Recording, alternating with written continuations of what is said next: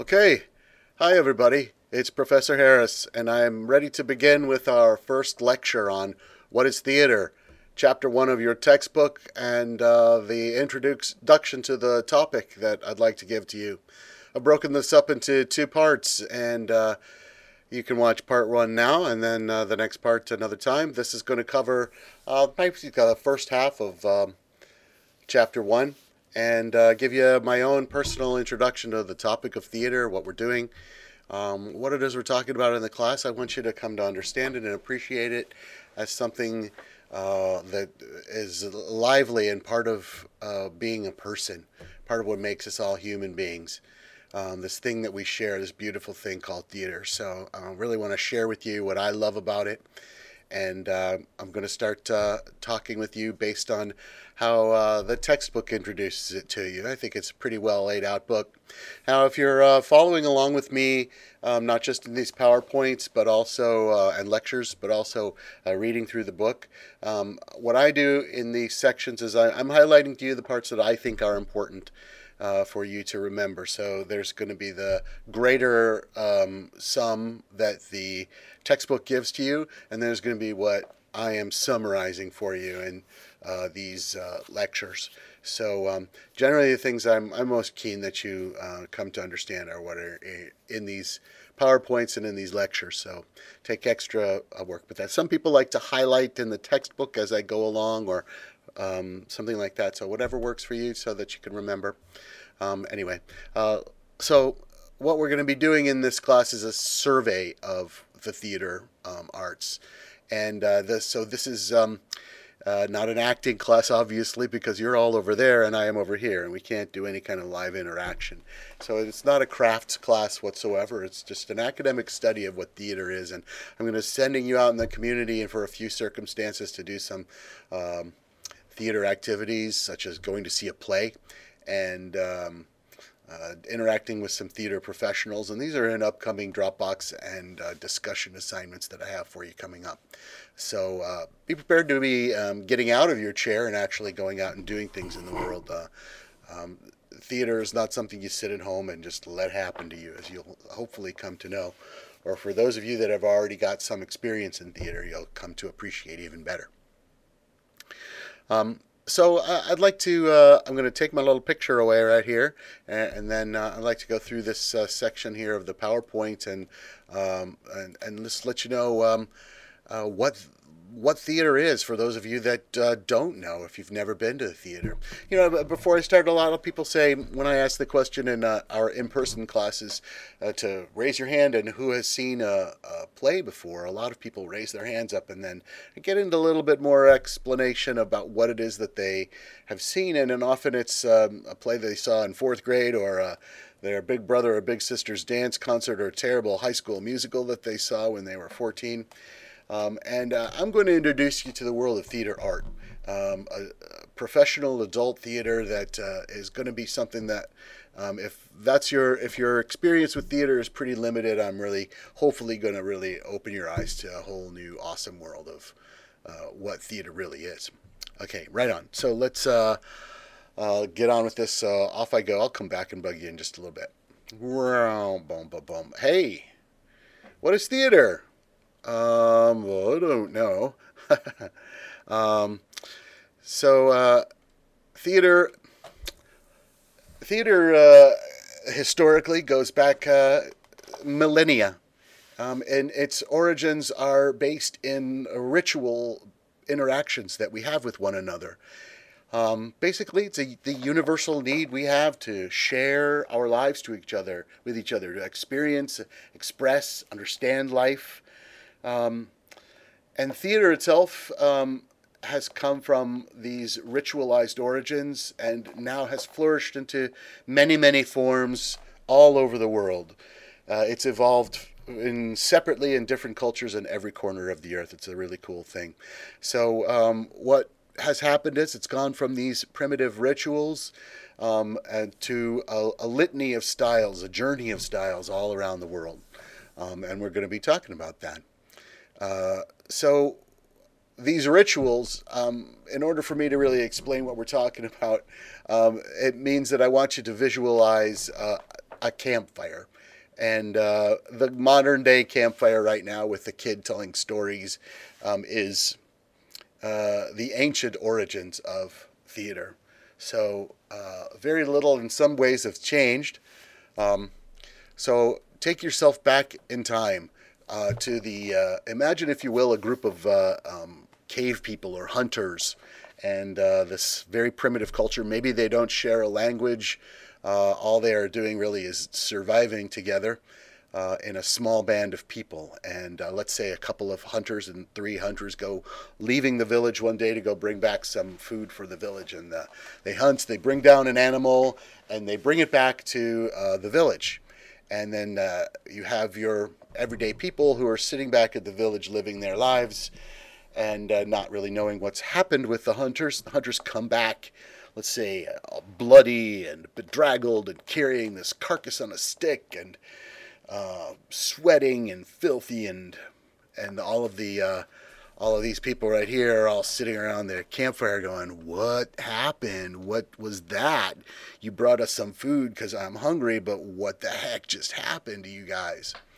So they skin the animal and put it on a spit and cook it up for dinner, and everyone sits around after they have eaten the food and look over at the hunters, and then the hunters, without much motivation, just the drive of the feeling of curiosity and the wanting for the village to be as one and to know the life of the food they just ate, the hunters will stand up and tell the story. And so the story comes out, acted out, perhaps in pantomime. Maybe the hunter, one of the hunters, puts on the hide of the animal that they killed and carries a spear, and they act out what the action of killing the animal was. And so that's the basic theater action. And all of the elements are there around that primitive campfire. There's light. There's the illumination of the event, the warmth of the fire, the glow of the light, providing the mood and illumination of the characters' faces and the mood of the moment. And that's translated into contemporary theater. And then there's, as I said, perhaps the animal costumes that were the earliest costumes, the hides of the animals that were killed, which evolved into ritualized religious costumes and god figures, and then into the costumes we have today. And this is from the film The Revenant. And then the scenery, our sitting around there, of the involvement, the engagement, the necessity of being outside with nature. The sun, the stars, the environment around you. As this ancient Greek theater shows in a modern picture. And then into the contemporary world of modern theaters, with electric lighting and complex scenic elements which carry the most evolved technologies. And then and sound as well, which would have been the crackle of the campfire and the grunting and the voices of the characters speaking language. And now we have the digital and amplified world of contemporary theater. So we put all of those things together, and they've evolved into what we have now. Then campfire storytelling. Now we have our stylized performances in a world of contemporary theater. So we're going to be looking at what's theater today. What are the different jobs that people do, and who are the important people of today's theater and some of yesterday's theater. So the word theater, let's start there, because that can't be much more basic than that. What is that word? The origins of it are from the ancient Greek, which is where most of our theater history lies. We're going to be wanting you to watch that ancient Greek, the theater of ancient Greece. The drama of ancient Greece is the name of the video, which I will put online for you tomorrow, Friday, soon. All right, so anyway, you'll notice that so much of the origins of theater come from the Greeks. And this word theater comes from the word theatron, which means seeing place. And if you want to relate it to another Greek word, dran, a verb to do, which is where we get the contemporary word drama. You will kind of can put together through your own mind that theater is something that is done. It's where something happens, where life is witnessed. So the word theater, an ancient word meaning something that happens, that we see. And you can think of other uses for the word theater. We sometimes hear military people talk about the theater of war, or refer to the place where a battlefield, where a big, famous battle took place, as that theater of where the battle took place. And you will often hear doctors refer to the place in which they're operating on a patient, operating surgery, as the surgical theater. And our beloved stepbrother in theater, motion pictures, film, we refer to that often as a motion picture or a movie theater, a movie house. And we usually refer to it with the letters ER. And theater ER. And you notice I'm spelling it up here, RE. With theater RE, we usually use that to refer to the topic of this class. Now, the theater RE refers to live theater, and the ER spellings, oops, I goofed up there. The ER spellings are referring to the other uses of the word. And I wonder if you can think of any more. And if you know of any more, send me an email, because I'm kind of running a little bereft. I can't think of any more right now. So that's the origins of the word theater, theatron, seeing place. And how we use the word today. Well, for the purposes of our class, we break it down into three important elements. The word theater, for the purpose of the class, is referring to, first and foremost, a place of performance. That's where the show takes place, a building.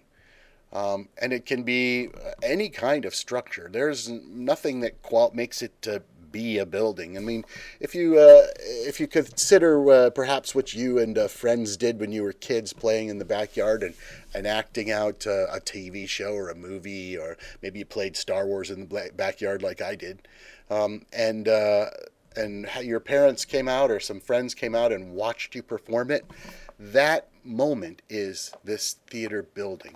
It becomes, your backyard becomes transformed into a place of performance, even as humble as it be a bunch of kids hanging out in the backyard. So the only requirement is an empty space. And there needs to be a place where people can perform and a place for people to watch. Okay. Oops, I missed that. So they vary. Okay, I'll move on. And another use of the word today is referring to the group of people, the action that the group of people create when they are working together to perform.